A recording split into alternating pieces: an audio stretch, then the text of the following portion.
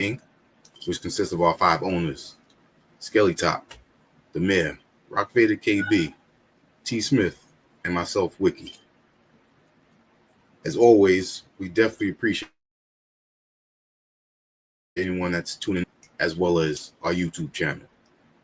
And if you want to go check out some of our previous written interviews, as well as music, our merchandise, and upcoming events, you can check out our website that you can see in the bottom banner, hhdgmedia.com. For tonight, we have a seasoned MC whose wordplay definitely shows how much the importance of not just the ability of writing and reading, but understanding what you're presenting to the world through your own uniqueness, your creativity. And I love the fact that this man, throughout his entire career, has always been one of the most respected among not just fans, but of other lyricists. And I remember quite some time, seeing him do open mics. I've seen him at Fat Beats before, New Rican's Poets Cafe. Man, many shows and open mics. So to be able to speak with this MC, educator, author is highly appreciated. And just recently, he dropped a dope album with Boston producer Stu Bangers, which is titled Two Kings, that dropped in December of 2024. And I think, if I remember correctly, Mirror Music was about 20 years ago. And he's got an amazing discography in between there, like Our World with Sam Brown, Champion Sounds with another ill lyricist, Pro Gates. There's many more within there. And seeing him on TV, during a time when the whole independent underground scene was going on, it's definitely, something that was surreal at that time, especially for hip hop and the culture. And I feel that definitely made its mark for opening up the eyes to a lot of people. And also, this man is continuously out there teaching, which I feel that this is an important part for many of us growing up, to see a familiar face at the forefront of the classroom to present in the educational experience. So without further ado, I would like to introduce Wordsworth. Yo, what's up, man? How you doing? Peace. I'm doing good. Man, thanks for the intro, man. Those intros, I tell people all the time, man, it's about, you live life to have a good intro. You know what I'm saying? When you get introduced to somebody, right? It's a big deal to get introduced to somebody. Hey, this is such, boom. What comes after that is pretty life changing, and kind of like you start thinking about like, wow, I've done this, I've done that, and I got a lot more to do. So thank you. Definitely, man, and it's appreciated because you're an inspiration not only to those who grew up through MCing, but also now through children as well. Yeah. I've been teaching. I'm on my 10th year as a teacher. I actually teach TV, film, and music production. And then I also, I taught last year. I actually taught at Monroe University. I taught hip hop online. So, the origins and culture of hip hop. And yes, and then I'm doing some workshop stuff coming up at this Alliance for the Arts in Florida. So I'm just all over the place. And I also, for those that are watching, go to University of Miami website or University of Miami, type in organized rhyme, and you'll see a course that I have, a songwriting course that you can check out. It's a lot. I just trying to evolve, brother, evolve. Yeah. And, the avenues that have opened up through your lyricism is a great journey to read. Hope, you know, overall, and then to also witness that you're, like you just said, still going. Yeah, yeah. I think that we all strive for that because we've seen so many careers ahead of us. So now that we've had a lot of examples, you're trying to figure out, okay, how can I maintain and sustain my career? Hmm. Very important. Yeah. When you see yourself now and you look back, you know, in your early years of MCing, did you have any possibility of I'm going to be a teacher in any essence or educator? I did in a way because like when I was in college, I was trying to think about like I want to rap, I want to be an artist. I knew all of that, but I really didn't have a backup plan. And then I ran into a friend of mine named D, and she was a rapper on the campus. And she was like, yo, what's your major? I had no idea. She rapped too, and Mhm. I was just like trying to figure out life. You on campus, you don't know what your major, where you're going. You just kind of, and with that direction of that degree, language arts, I was able to do creative writing, poetry. So it kept me in the realm Right. of what I was doing. But I didn't know that, man, that degree would be used. We talking so many years later that I was able to tap into the value of that degree for my next chapter of what I'm doing currently. So I really had no idea. It was maybe more so that uh, people had some of that foresight of just being prepared for the future. Hmm. It's amazing. Yeah. And along this journey, you know, Brooklyn kid, where who in when you were growing up, Yeah. was there anyone in particular, not just the MCs that most of us know, but was there anyone in particular in your neighborhood that gave you a spark? I would say first I had to start in my house. So like my sister Kim, she's like 4 years older than me, so she was able to buy all the hip hop records. She's the one that made Okay. sure I dress fly, right? So I didn't know what sneakers to get. I didn't know to get the sheepskin. She made sure she was on point and made sure I was on point. Um, and then I had my cousin Elliot. He would rhyme and freestyle, so he was older too, a couple years older. So I was just trying to follow in their footsteps because they were able to experience hip hop kind of more closer to the essence of when it was, when it started. So I was Yeah. kind of following that. But in my neighborhood where I grew up in Kensington, which is like right next to Flatbush. So I grew up on Caton Avenue and Coney Island Avenue. So if you know where that's at, it's like a hop, skipping, and a jump. They're both connected. Flatbush and Kensington, like right there. Um, all my people, if you know what it's like going to Brooklyn, everybody I grew up with are rockers and reggae, man. All my friends are Mhm. rockers. I knew reggae, like Pinches, Yellow Man, like I grew up with rockers and reggae, y'all. I'm a rockers and reggae dude. I know all of that stuff, Barrington, all of that. I grew up with all of that. And then I was the only one that just kept pursuing the rap aspect of it. Uh-huh. Going to high school and who I was around was rapping. So then I started hanging more on the Lower East Side, in which that's how I met Punch. So it started like that. I had a friend named Sono, and in high school, and then he was like, "I got this rap group I'm starting," and that was with Punch. So that's how all that happened. But man, I grew up in Brooklyn, man. It's straight, Caribbean vibes mainly. Hmm. I feel that. Yep. And being that you're currently in Florida, have you been up here recently and seen how the changes are in the area? Oh yeah, I've been up there, man. I've been up there several times in the past year or so. Definitely see a lot of changes as far as the environment and how like stores that once was here aren't there. But I miss it, and then also I just kind of look at where I'm at in my life and try to understand where I'm at is where I should be.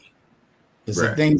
the things I did in New York helped me to become more national and global with things that it doesn't really, wherever I'm at, I'm going to be able to sustain and do what I want to do and bring it to another level. So I appreciate going back there, but then I also do love the peace and comfort of when I get home. It's all about the evolution and the maturity. Yep.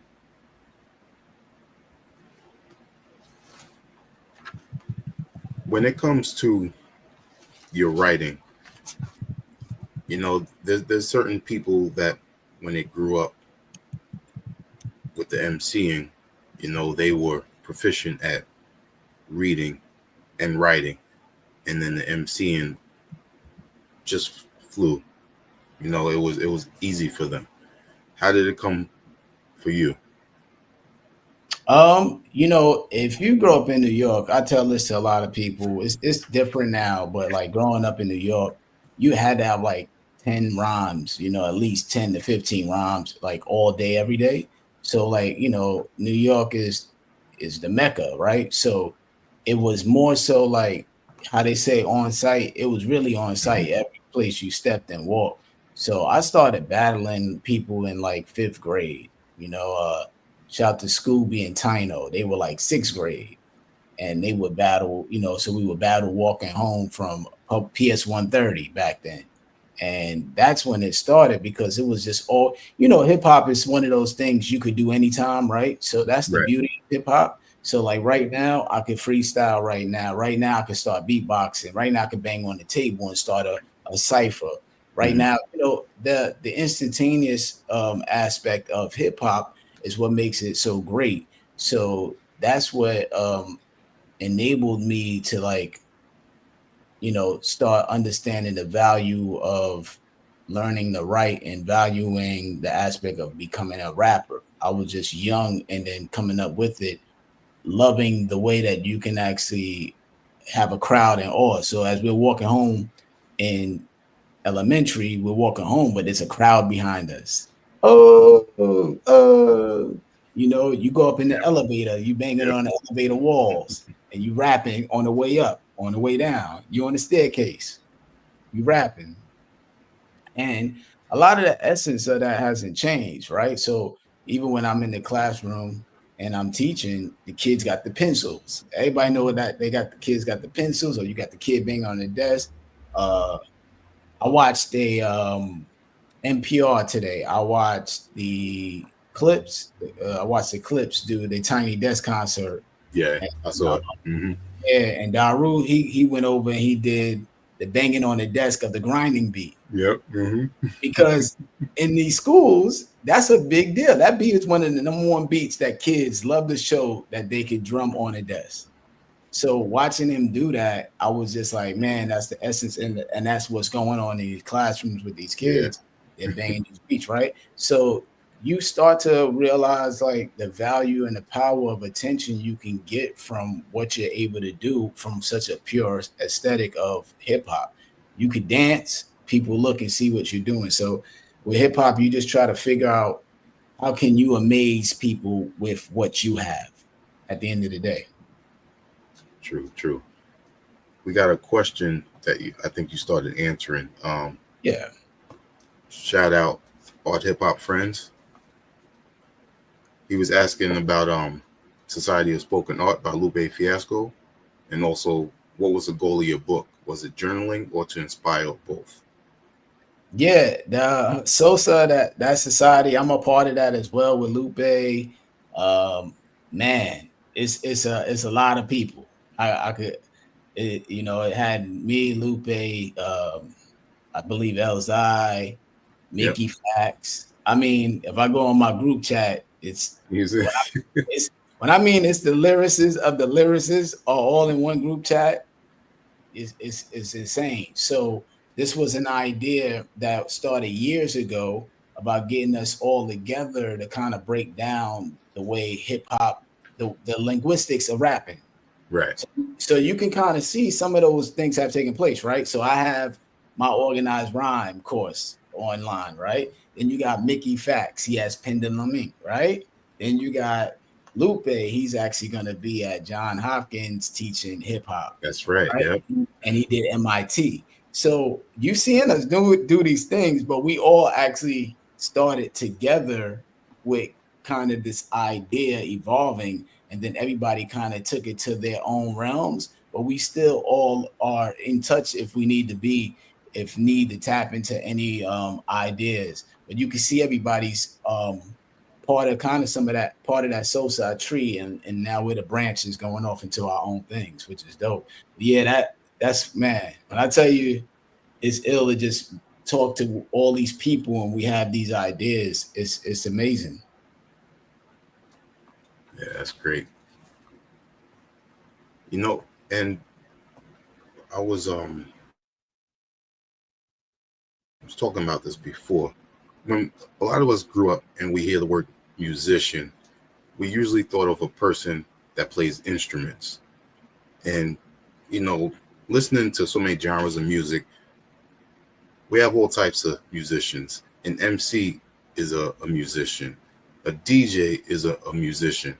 I can go on about other people as well. How do you feel, presenting that word now in 2025?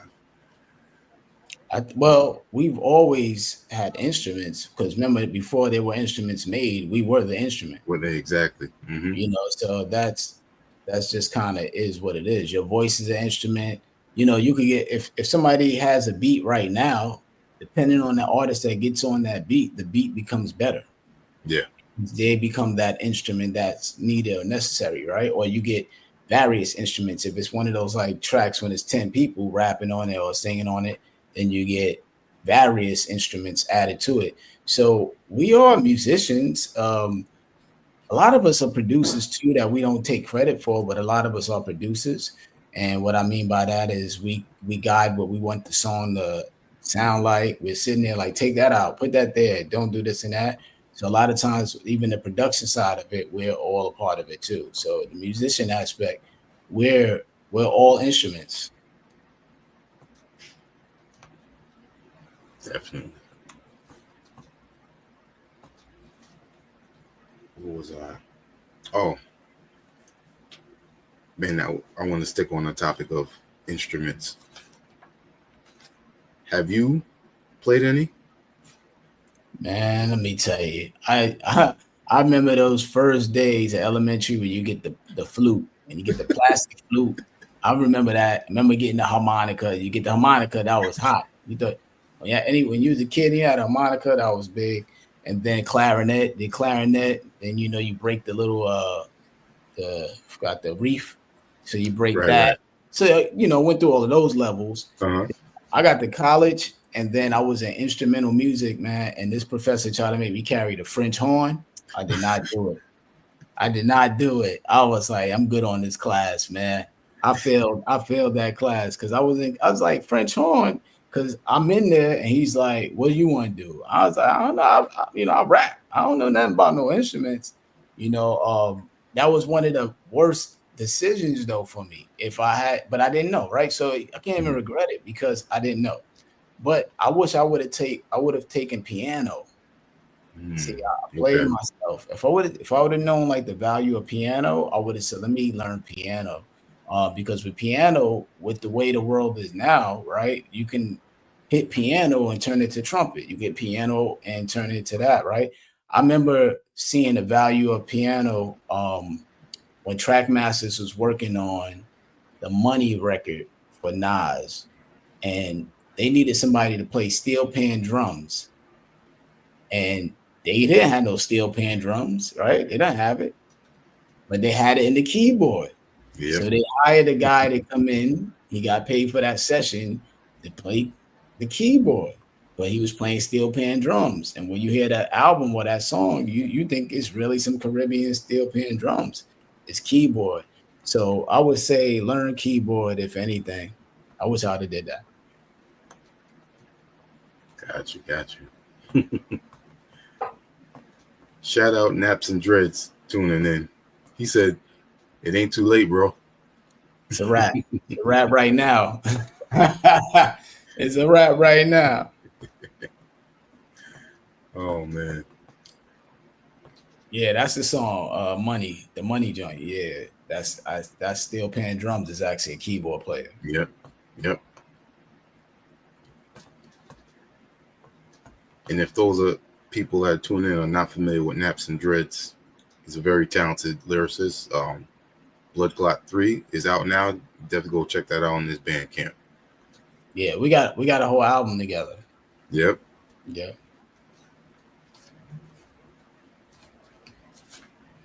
Now let's talk again about the educational part. You mentioned your bachelor's language arts. Shout out your school. What was it? SUNY, right? What SUNY school was it? Yeah, I went to SUNY Old Westbury. I got a bachelor's in language arts. I got a couple of degrees. I got bachelor's language arts. I got a master's in post-secondary education. I got a master's in music business, and I have a master's in what else? Oh, educational leadership. Got the wall. There you go. Yeah, educational leadership. So that route, I can kind of go to the administration level, or if I want to later on, do higher education and stuff. So Right. that's kind of what I was thinking about, like, because I feel like, there's this thing with people, we do hip hop education. That's become a big deal now, like hip hop ed. A lot of things are hip hop, right? Hip hop this, right? So a lot of times nowadays, you'll have teachers, and a lot of teachers having problems communicating with the students because they don't have the lingo, right? They don't understand the culture. So there's a lot of that going on. But I think also, in order to help implement a lot of changes, or help with the language, or help build the bridges, we need people that are cut from that cloth of hip hop. But you got to have these credentials, right? I could have great ideas, but a lot of times the great ideas, then nobody's trying to hear unless you have certain credentials.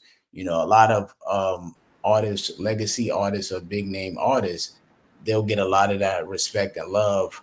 And they'll even get honorary degrees and everything like that because of their accomplishments, which kind of shows like, hey, I don't need to go to the school. I am the school's lessons in life. I'm living it, right? So you'll see some people that do have a past like that. There are so many dope artists out there that don't necessarily need the credentials because they have lived the actual life of what the credentials were trying to help people exhibit. So I just look at it like, okay, as I'm going forward with this, I want to make sure there's no reason somebody can say no, right? For what I'm trying to do. Right. Hey, this works here. Well, you need to have this. I got to present, because how I look at it is like with everything, there's somebody above somebody. Very true. Yeah. You get what I'm saying? So I always want to make sure when I hand the ball off to somebody to run the play, that I gave them the ball, they're gonna be all right to score.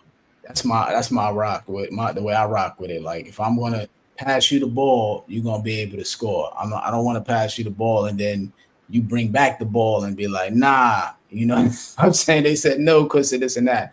So those are some things I learned in life.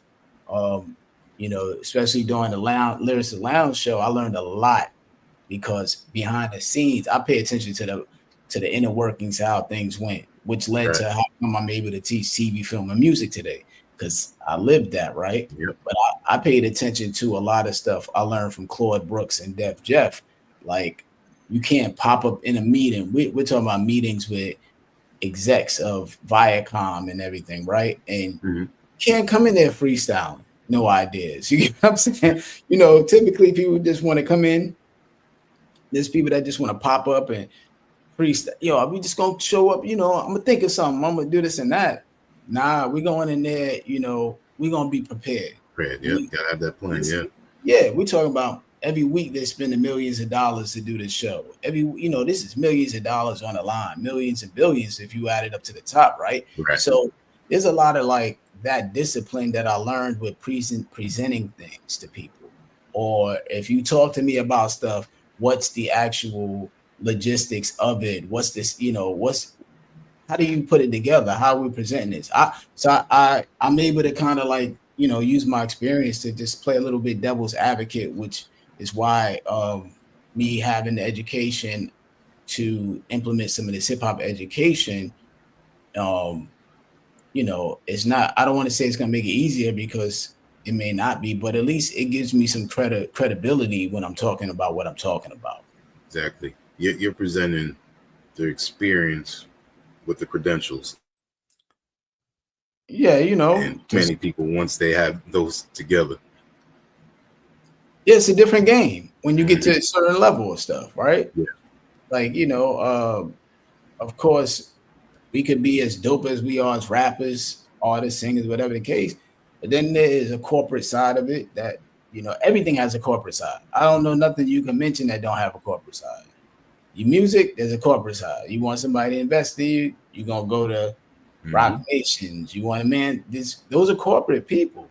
You know, if you want to deal with bigger names, Coca-Cola, that's corporate. All of this stuff is corporate. So you do have to be, I always say you got to be bilingual in some regards of like being able to speak that language and speak that language. Yep. You know? So. And I feel that that's an important thing for any artist, you know, that wants their music out there. Like you were saying, you got to be prepared. So understanding the music business, the behind the scenes, the inner workings, you know, it's just like a mechanic. He needs to know that how everything operates before he begins to troubleshoot anything, like a diagnostic. And there was, I can't remember exactly if it was an interview you had in the past or not, but you mentioned something very important I think all artists should do. And I would love for you to break it down again. And you started off with saying, make sure you write up a contract when you're creating music with any artist or producer or DJ. I really, it's not necessarily, I mean, I guess write up a contract, you could be verbally, but for the most part, Right. the main thing is just, I think we're at a point that it used to be a shy thing to ask for the splits of a record, right? So if anybody don't know, like the splits is pretty much how you get paid for what you, submit or commit to the record, right? So if you rap on a record, it starts at the number is 100, and you got to divide 100 amongst everybody on the record.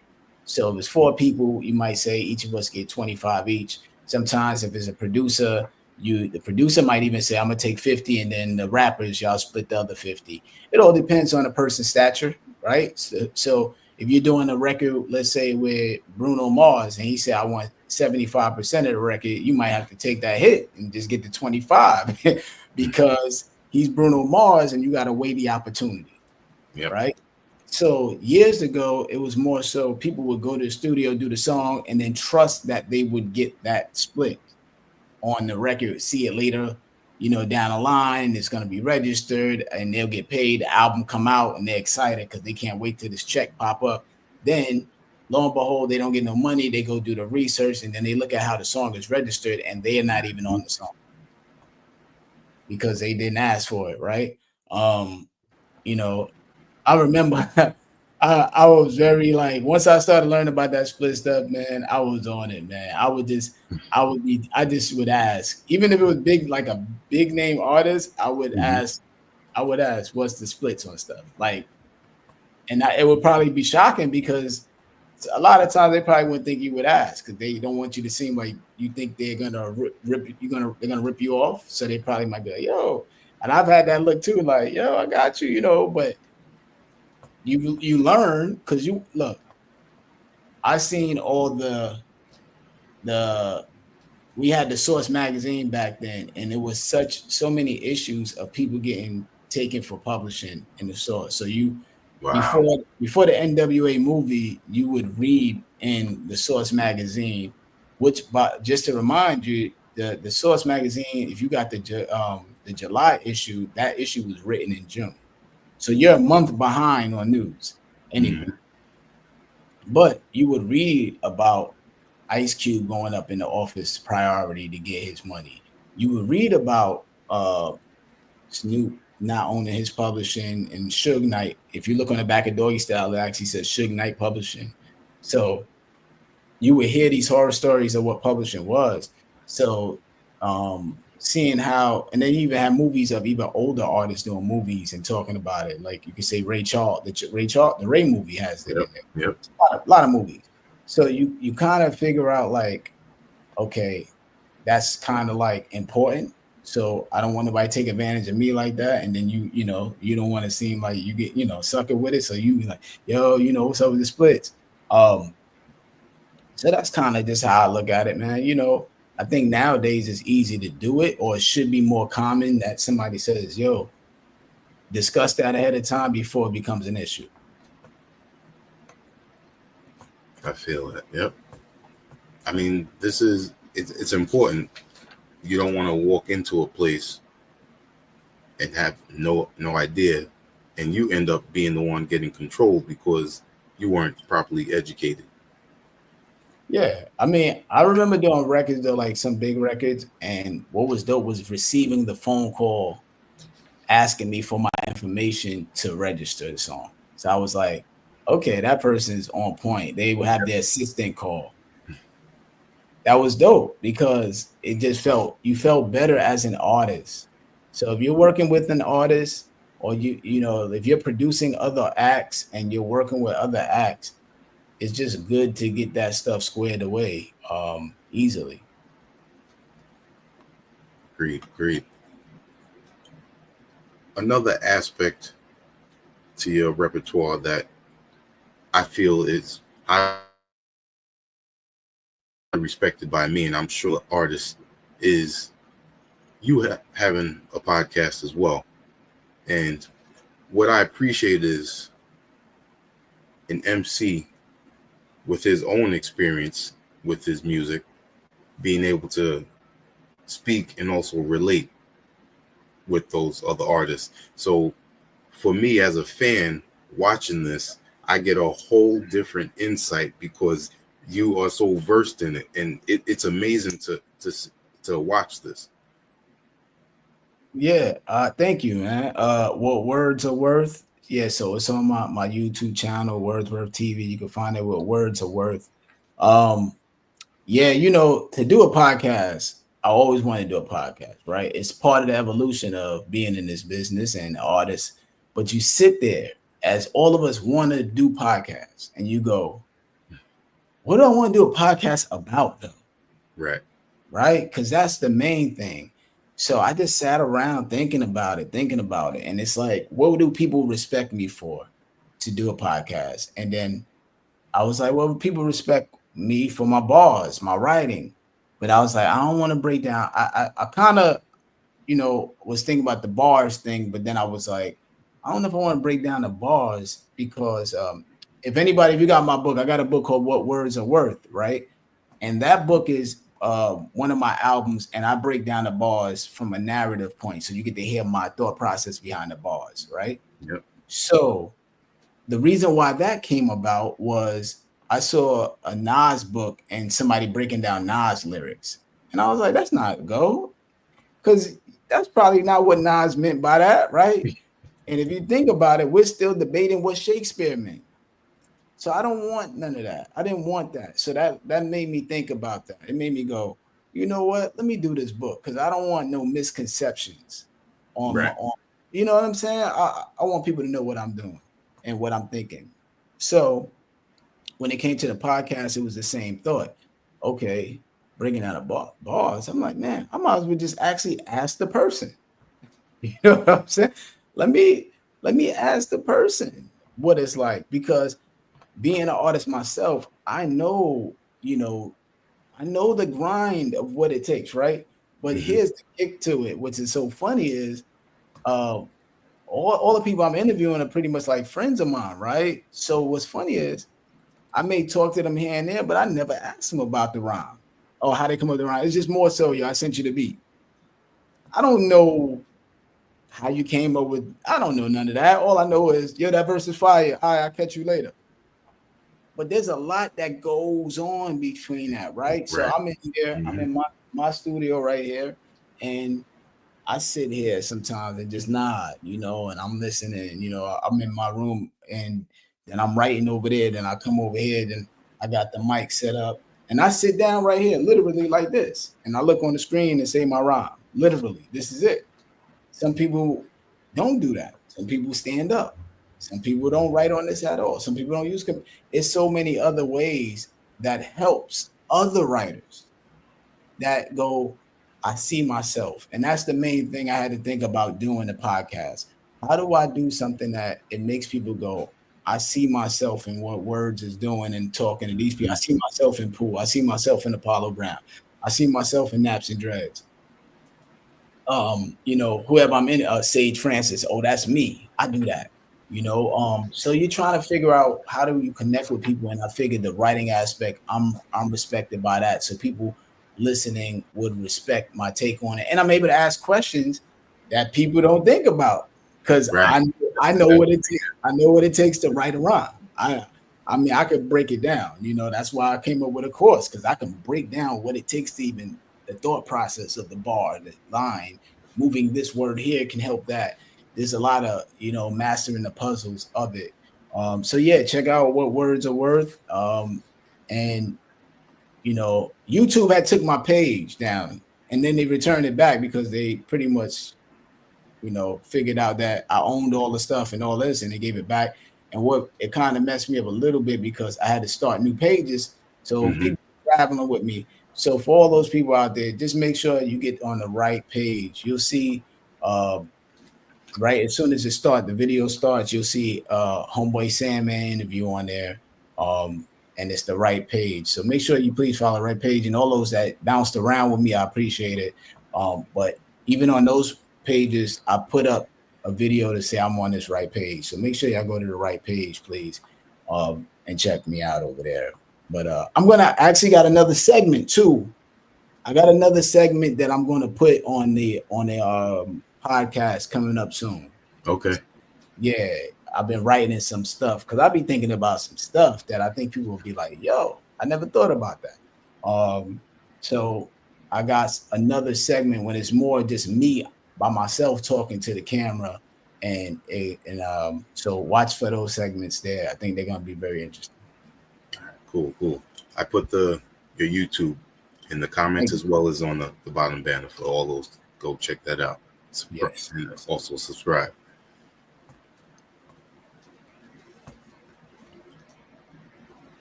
I want to, before I go and ask about how you started teaching at your daughter's middle school a few years back, Art Hip Hop Friends has another question. He said, how was it working with EMC? Oh, yeah. Oh, man. EMC was just a natural thing because we were already on tour with Ace. So yeah, me and Punch was touring with Ace for Disposable Arts, but it was just me and Punch as a group. And then Strick was Ace's hype man. And then they were so used to seeing us annually that they was like, our four should be a group because we were on songs on Ace's album. They saw us together so much. So then we did a song called Four Brothers. And then that song solidified that. And then it was just dope because it just added that more cinematic feel to putting together an album. And then all I had to do is write one verse. Having to write one verse is you like, man, once you're competing with everybody, but also it's less work in some regards, right? But I enjoyed that. And then as far as Sosa, I don't think so. I think it's just a big unit of a whole bunch of dope MCs pretty much that we all respect each other, but it's so many of us, that's in that particular I guess you could say under that umbrella of that name that we all are just trying to figure out what we're doing to keep the game alive. Right. Shout out to Master Ace, who I saw this Saturday at the Fat Beats 30th anniversary show. Yep. And he actually will have Thursday. Make sure everybody go on his page on YouTube. No, not YouTube, on Instagram. You go to Master Ace Picks on his Facebook. He has a link. he's gonna have his musical, a cabaret of his musical. You can actually buy a ticket and watch it online. Oh, that's right. Yeah, I did see Yeah, that. he got a musical, so make sure y'all buy that Yep. ticket online. So I'm gonna be buying that ticket so I can be tuned in. I'm gonna be tuned in Thursday. Yeah, that's gonna be real interesting. Yep. Man. Ace, Master Ace to me is always timeless music. Yeah. And he's one of the best at not just storytelling, but conceptual albums. It's amazing because none of them are ever the same, and they Right. always are intriguing and keep you engaged. Out the sequence and everything flows together. Yeah, I think it's a work of art. I also think it's dope how they did the last album and kind of flipping it to Marco's story. Right, yeah. I thought that was real fire. So yeah, it's always like it's just a natural evolution of like the musical, checking out the musical coming up. So yeah, it's just the evolution of just figuring it out. And that's kind of where we are, like always trying to figure out how do we evolve. That's pretty much where we are. Yeah, cool.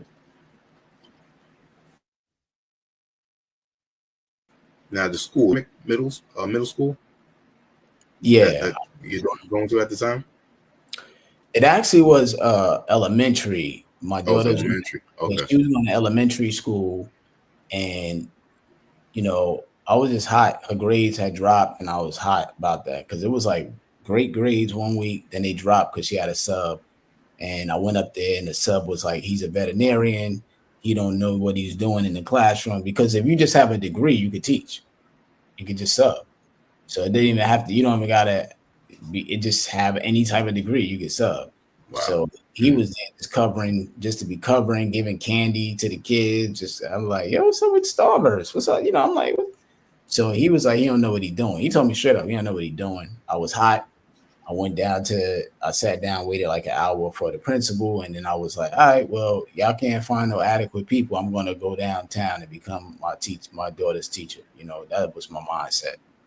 I go down there, fill out the paperwork. This white lady comes from behind the counter. She's like, "What are you here for?" I said, "I'm here to do a sub." And she was like, they need you in that classroom.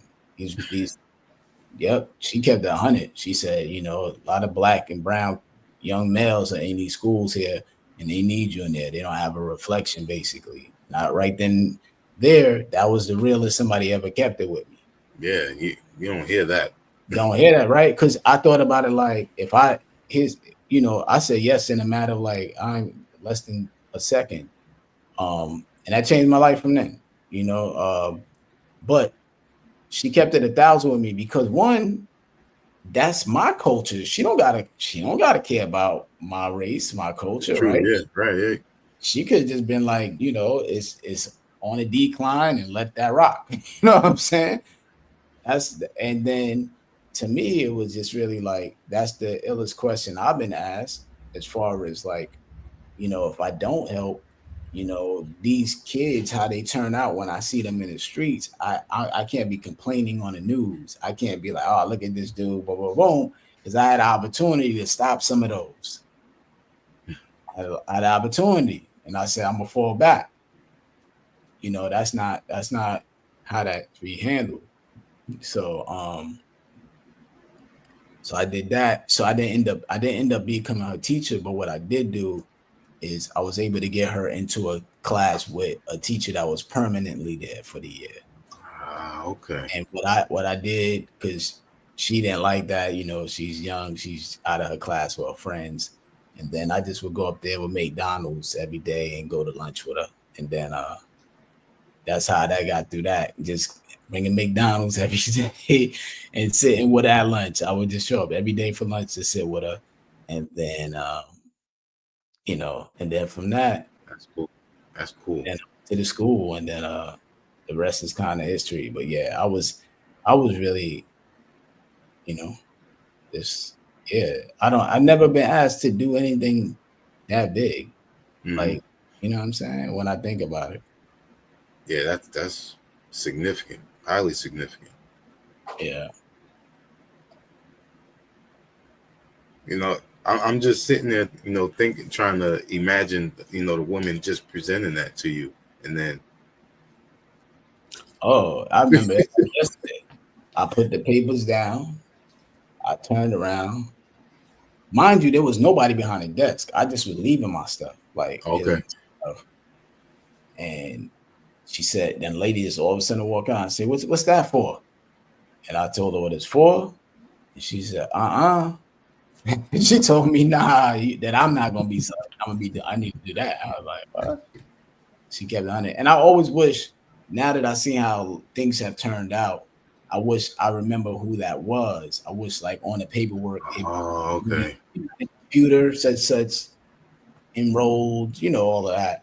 I wish that's what it was, because that lady changed my life, because this years ago at that time too, you doing music and rap, you don't know. Sometimes it was like I was doing the music and I'm doing it because believing in myself and being successful at it, but at the same time, like, okay, where is this going and who am I becoming? And then uh that allowed me to kind of metamorph into this other person that I am, and like actually still being able to rap, but rapping differently. So having messages in my music, I just changed who my messages were for. And then understanding that it actually enhanced my mindset and enhanced my music. But I just became a better person overall. Structure, I got way more structure. But man, that just changed my whole mindset, and I became a way better everything. I'm That's way great. better at everything. Yeah. And I love this balance because the MCing, the education, but not just education, but far and wide at the same time.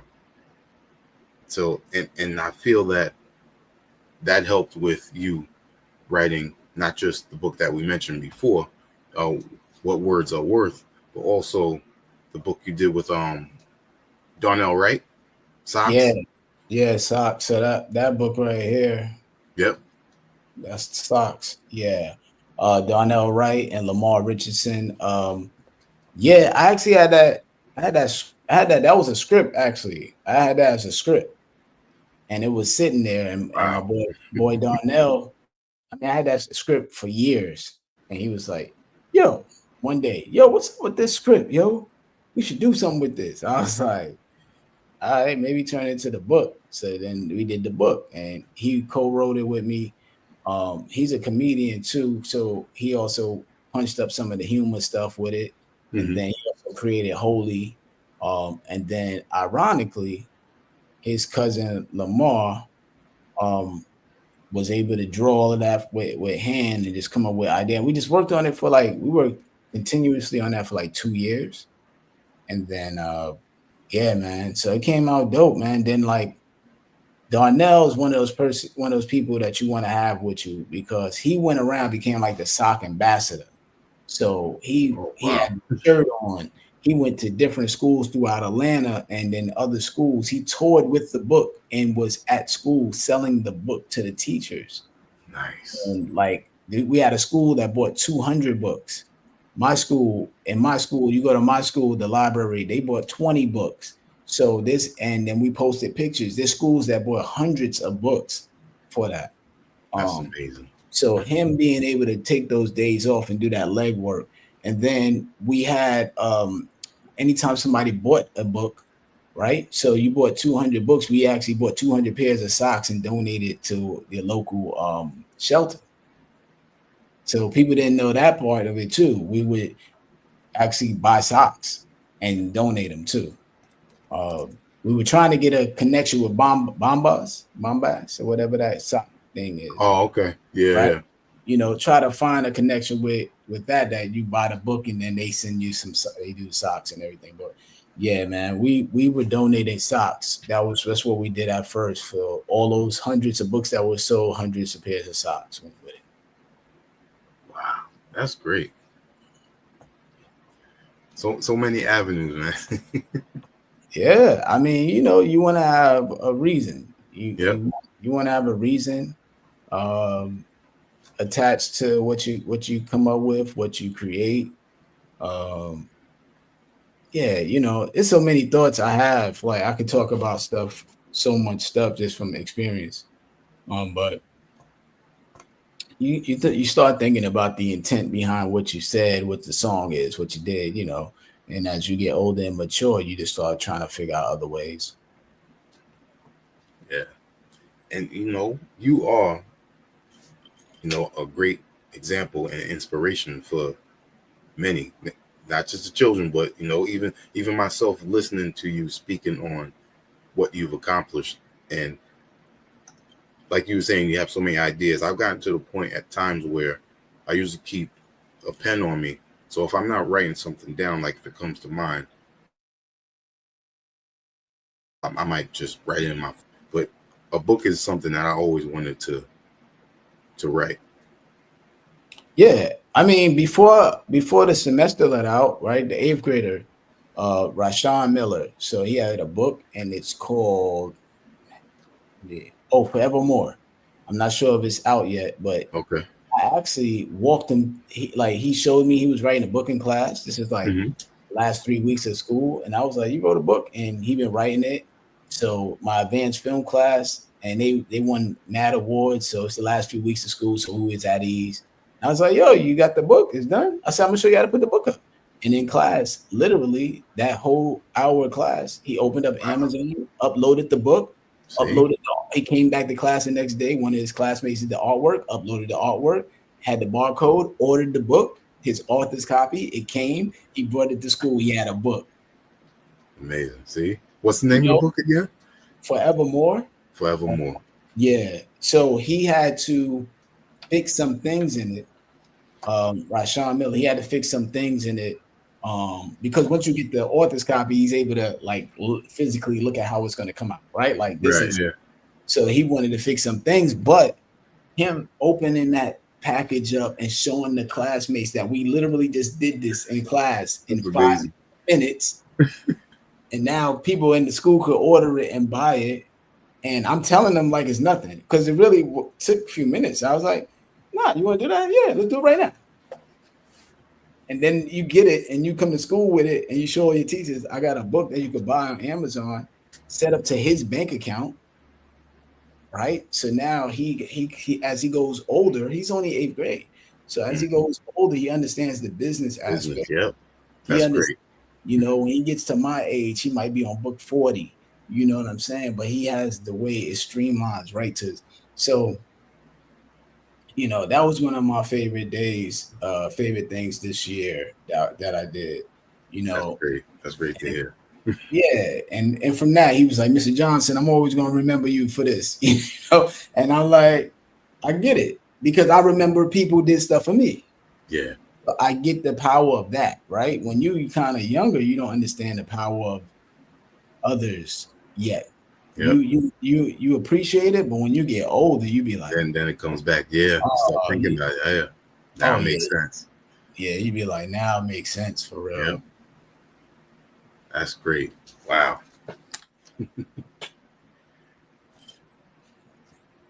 Two kings with producer extraordinaire Stu Bangers.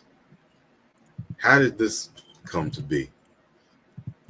Man, that actually came from me going on Twitter, which is now X, as we all know. And I'm just scrolling through, and I follow Stu Bangers because, of course, he's one of the most amazing beat makers, right? So I follow Stu Bangers, and the beat for Solidified, the song with me and Master Ace, that comes up. So I'm like, yo, that beat kind of crazy. This is on Twitter. Yo, that beat kind of crazy. Yo, I hit him up. Yo, let me do a freestyle of that. If you like it, you can keep it. If you don't, it's all good. I get it. The verse you hear on the song with me and Ace is the verse I sent. He was like, yo, this is crazy. He was like, yo, why don't we do a project? I was like, yo. That pretty much was my audition. You know what I'm saying? Like, yeah, let's get it.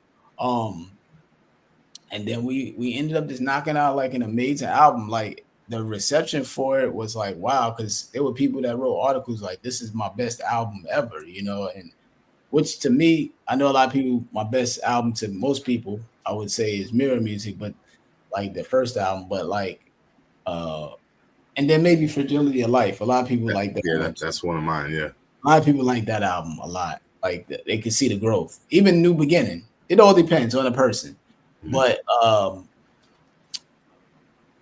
the Stu Bangers joint, the best thing about that album was the not overthinking, man. Like Stu, the reason why I love working with Stu is like, yo, you like the beat? Make the song, put it out.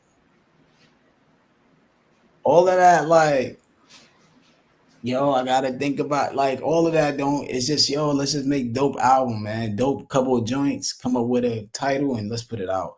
And that is a chamber that I think I needed to have on the basis of just, you know, also I spoke to Recognize on my podcast.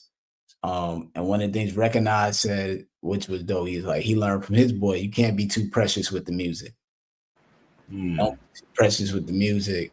And then when you look at the way the game is, right? So if we're a company or I'm my own brand and business, I gotta change with the times with the company, right? So like the company now is Right. dudes this album every month. I ain't really doing that though. You know what I'm saying? Some dudes this album every other week. I ain't doing that much with it, but I do have a lot of I got projects done. So me and Naps and Dreads have an album done. I got an album done with J Soul. I got an album done sitting there with P.A. Dre. And then I got the second album with me and Stu Bangers is being mixed right now. So I have a high output of stuff. It's just that it isn't out. And I think some of that is because just the mindset of understanding, like, we just got to put it out, do videos and put it out.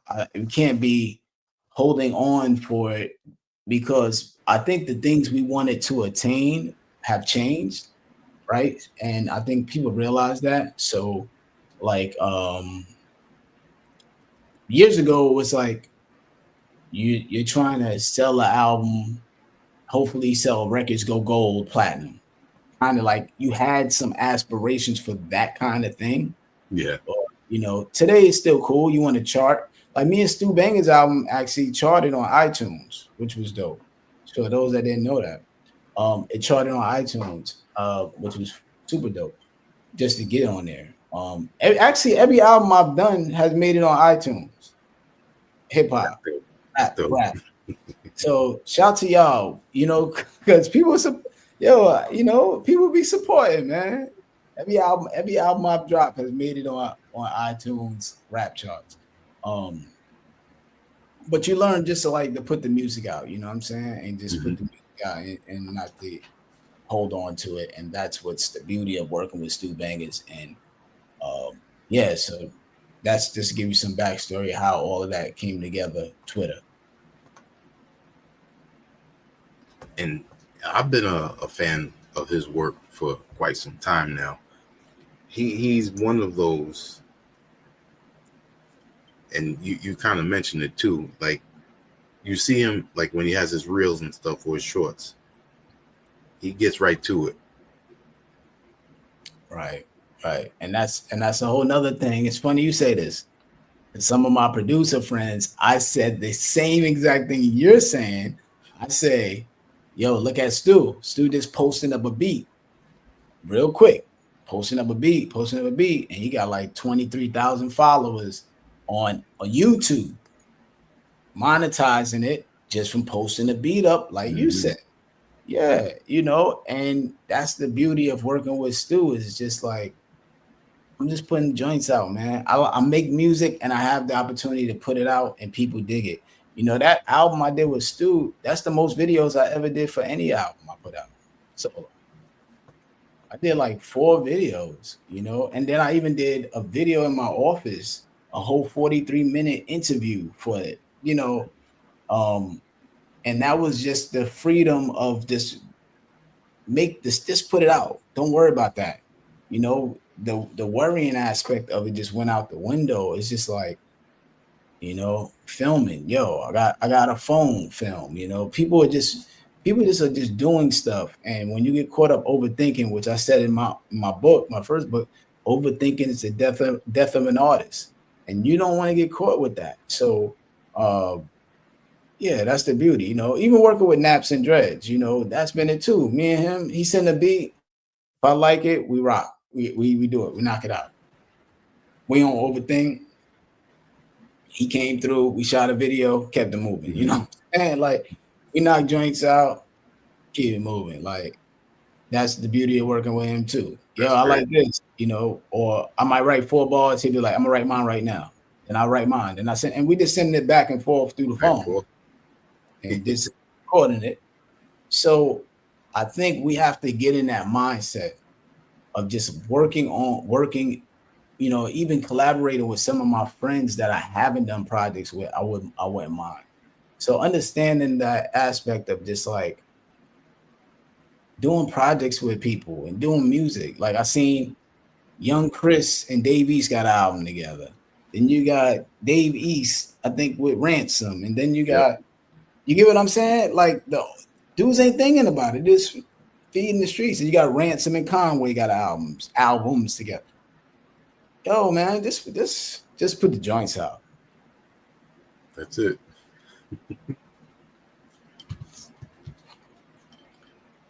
I want to play one of the videos off of the album Two Kings, but I'm going to let you pick which one.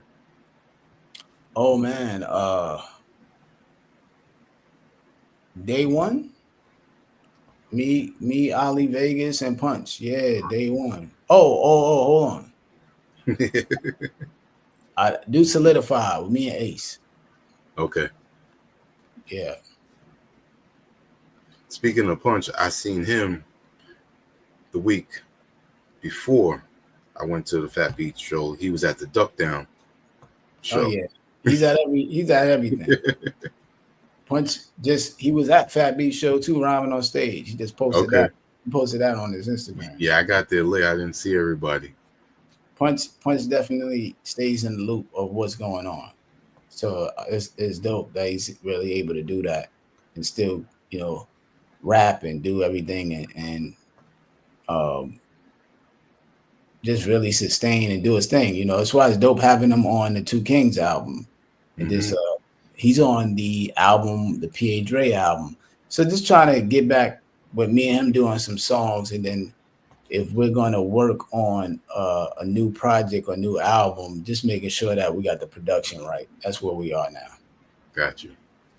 That's what. Let's get into Solidify.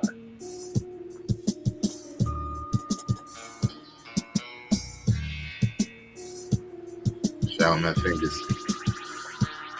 We really prestigious, don't agree, that's really egregious. Did this as a reel on my Instagram, so millions can see this. They try to get me down to Capitol Hill with subpoenas, but I told those agents zero like Gilbert Arenas. The same success as a rapper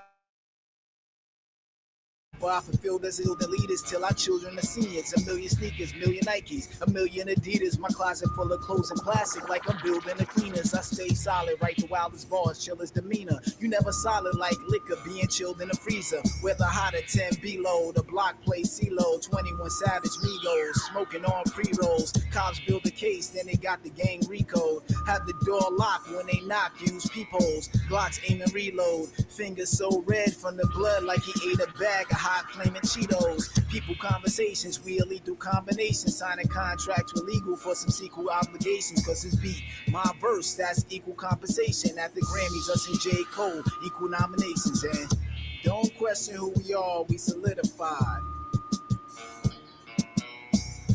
And you're already dead if you live a lie.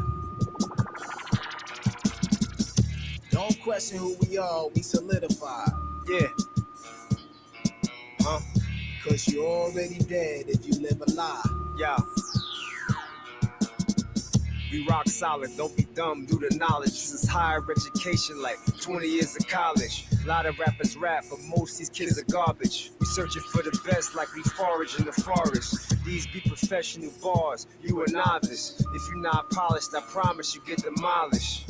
To be honest, this is culture at its finest. After I assault you, approach you with the kindness. Like a mom's beat your ass, then made you a sandwich. With so many tiers above, crazy advantage. Portuguese and Spanish, we don't speak the same language. Live the same life, round here you get vanquished. Off to a cold world, send them to Siberia. They don't understand that them flows be inferior.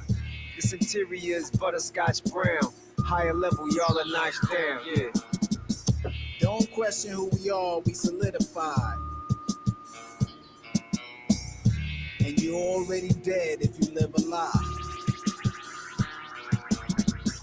Don't question who we are, we solidified. Cause you're already dead if you live a lie.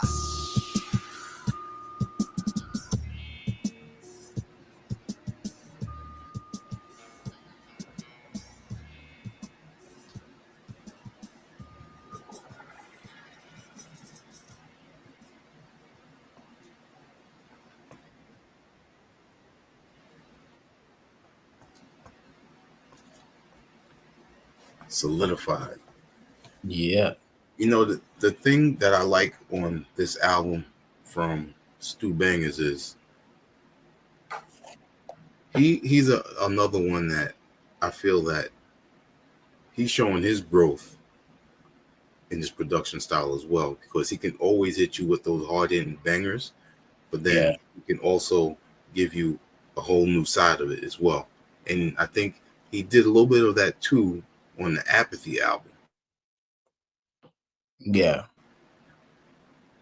Yeah, I think the thing is with Stu, I told him this myself, like, he'll send beats, like maybe 30 beats. I'm like, man, I could rhyme on everything, but I gotta rhyme on what I think is gonna be the best thing for the album. You know what I'm saying? Mm-hmm. So it's just really about like also trying to find a good balance of what I pick with it. When I'm hearing the beats, I'm like, I know I got the joints here that's gonna be, you know, the hardcore boom bap joints. I pretty much know we're gonna be able to. That's already mastered, you know, lot.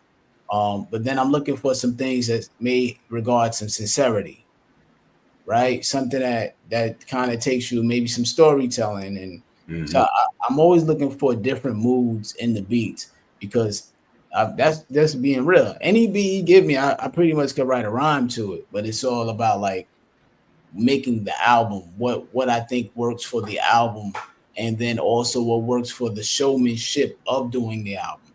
So like, how does this song or this album and everything work as a final product if it goes on stage when the beat drops, right? So there's a lot of dynamics to what's being picked, and yeah, it's just dope that it's so many to choose from. True. Hard Times Don't Last is one of my favorites off the album. Oh man, that's one of my favorites too, because the fact of just, you know, just take a chance. It's okay to dance, and you know, just the flavor of it in it. You know what I'm saying? Hard Times Don't Last. Joy, yeah, it's okay to dance. Yeah, I love that too. Yep. Shout out Coop tuning in. Very talented artist. His artwork is amazing. If I can, I'll see if I can send you the link for his work. What up, Coop? How you doing?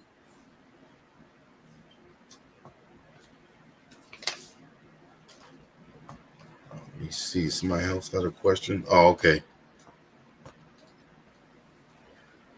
All the hip hop friends had another question. Oh, he was asking me if that was a vinyl in the back. Yeah, that's definitely part of my collection. Just a little bit that you see right there. I don't know if that's vinyl. My wall in here. Give you a little.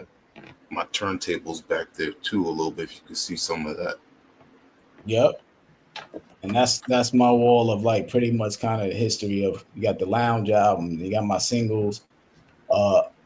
That middle thing, that's a cover that I'm on in a magazine in France, and I'm wearing my daughter. Okay. I'm wearing my daughter's sweater. That's my first single. Beat Mine is there, and then it goes all the way down there to EMC stuff. Dope. And I got my Nas statue, my Dilla statue. Whole bunch. This is like, my Tribe record. Yeah, I got my Dilla over here. Yeah, so I got the Tribe. My gold plaque for Tribe. I got the Two Kings album up there. Yeah, I got a Coca-Cola commercial that me, Q Unique from the Arsonist and Power did. My wife is up there. Some magazines. Man, it's a lot of stuff in here that sometimes I'm surprised of the journey too. Like That's great. it's a lot of stuff in here. Then I got my collectible stuff over there, man. I got like the MF Doom character. I got the Eric B. Rakim. I got Ace. Oh man. I got Optimus Prime. Like I got some. I'm into the collectible stuff too. So, yeah. So this is, and like I said, I just sit here and I do the rhymes. I literally just sit here and rhyme. It's a beautiful feeling to come into your home and see your accomplishments. So this goes for anyone. We take pictures all the time with our phones and everything, and we retain it on there. Put it out, print it out, or even get one of the digital frames that they have out there, to see what you've accomplished, because you'll appreciate life a lot more. Yeah, that's a real deal. I actually bought photo albums. I bought like 4 or 5 photo albums. I wonder if I got one of them.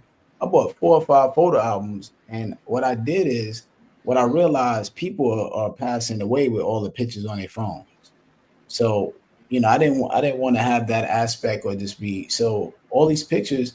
I bought a photo album, and then I went on to CVS and Shutterfly, and I printed out hundreds of pictures.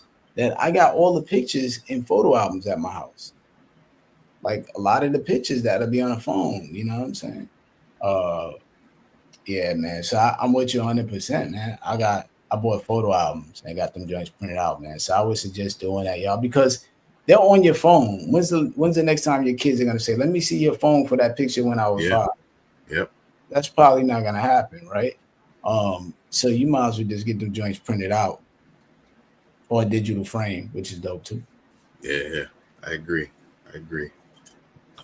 Wordsworth, I don't want to keep you much longer, and for my first time speaking with you, we spoke on a lot, and I didn't want to deep dive into too much, but definitely wanted to be able to speak with you, being that I had that honor to be able to do that. So I definitely appreciate that. And Art of Hip Hop was asking how we connected, and I just want to say I follow Wordsworth on social media, on IG as well as X, but I was commenting on your recent interview with, well, it's not recent now, it was with Pearl Gates. Yeah. And I enjoyed that. I really enjoyed that interview, as well as the one with J Soul, because again, like I was saying before, your perspective as a lyricist and speaking with someone, your insight is different from me speaking with you, and it's always appreciated to be able to hear that and then see how you and the guest gravitate towards each other with your both musical talents. Thanks, man. Shout out to my brother Pearl Gates and J Soul. Shout to that album with J Soul that's being mixed, so be on the lookout for that. The first one was called Blame It on the Music. So we got another one coming soon. Definitely. But thanks for having me, Ian. I appreciate it, man. Yep. Make sure y'all get the books, What Words Are Worth, socks. I got another What Words Are Worth Volume 2 coming. I actually intend to do every album. So just be on the lookout for that. What else? Oh, check out the Organized Rhyme. Make sure you type in Organized Rhyme, University of Miami. It'll come up. Wordsworth-Productions.com and get you a Wordsworth logo t-shirt. I got vinyl on there, some stuff on there. Check out my website. My website takes you, Wordsworth-Productions.com takes you to everywhere to buy everything I've ever done, pretty much. So yeah. Definitely. and it's funny you brought it back up because I didn't even mention it before, but that blew my mind that words has a Miami, because I went to a University of Miami in the late 90s for computer engineering. So that was surreal to figure out that he did that and everything. Wow, yeah. That's dope, man. So we alum. Yeah. Yeah. And my last question, like I like to ask everyone, give us the origin of your name, Wordsworth. Oh, yeah. It's really from Heathcliff, the cartoon. I was messing up the story. I was saying me and my boy Ricardo was sitting in the living room. My cousin, he corrected me. He said, "Boy, it was me and you." My cousin Ojel corrected me a couple weeks ago. I was like, "That was you." We sit in the living room, and I had a rap name. My first rap name was the Principal, because I was the principal of the new school. So I was like, the Principal. And on the TV, the Heathcliff came on, and the cat Wordsworth. If you ever watch Heathcliff, he always had headphones on. He only spoke rhyme. And if you knew me in high school and in college, I always had the fire headphones. I had the latest headphones. So if you look on the back of Fragility of Life, if you look on this cover, you see I used to have everything. I have everything. I got the Gucci link. I had the Barclays on. This is me at 15, 16. You know what I'm saying? That's me high school. But if you look on the back of that album cover at the same time, you'll see I had on these headphones. They just had one wire. I had the one wire headphones. It was $100 back then. And they were Sony one wires. Crazy. I bought them from the Wiz back then. And so just to give you some insight on this, it just was me. I rapped. I always had the hottest headphones. I literally had the one headphone, one wire headphone, like Wordsworth the cat. I didn't know it was actually Wordsworth the poet. That's where the cat came from. Because Wordsworth is actually a poet that's revered. And that's how they named the cat. I didn't know it. Yeah, I didn't know that history. That's where it's actually a well-known poet named Wordsworth. So then the cat got named after him, and then I'm named after the cat. So, but the actual origin is actually from a poet named Wordsworth, which is dope. Yep. That's fine. Thank you again. And before we go, the floor is yours to give you shout outs and where everyone can reach out to you. Yeah, I'm on Wordsworth, BKLYN. So Wordsworth Brooklyn on Instagram. I'm on Facebook as Wordsworth on there as well. I'm on the X thing, Wordsworth. I'm on everything pretty much. I'm not on that TikTok heavy like that though. I ain't on there like that. I go in there every now and then, y'all. I ain't on there looking for the new dances and all that like that. But I'm on the gram heavy. Check out the YouTube though, man. The Wordsworth, TV. You'll see, like I said, it's at several pages, so you may be bumping into the wrong situations. I'm just trying to give people time to find the right situation. Yeah, check out the YouTube. What words are worth, man. My Instagram shows everything. It is. Let me put up that link for those that are tuning in real quick before we go. Because throughout the entire interview, I've been dropping the links for your book as well as your main website as well. So yep, I see it. I see everything. I got it. I got it on my phone showing to make sure it's on my channel, because I actually got it broadcast on my channel too. Nice. So people get to check it later on or whatever the case too. All right. Again, Wordsworth, a man of many talents, and proven once again how many avenues you can go through just through music and far and wide. And then look how the education has seasoned him as well. So he's a true inspiration for people like myself, children that are growing up. So again, thank you, because we need people in the classroom that represent us. So it's definitely appreciated, the many aspects of not just for educating adults, but also the children. Thank you, Wordsworth. Thank you, man. On behalf of our HHDG media crew, we're going to say peace. Peace.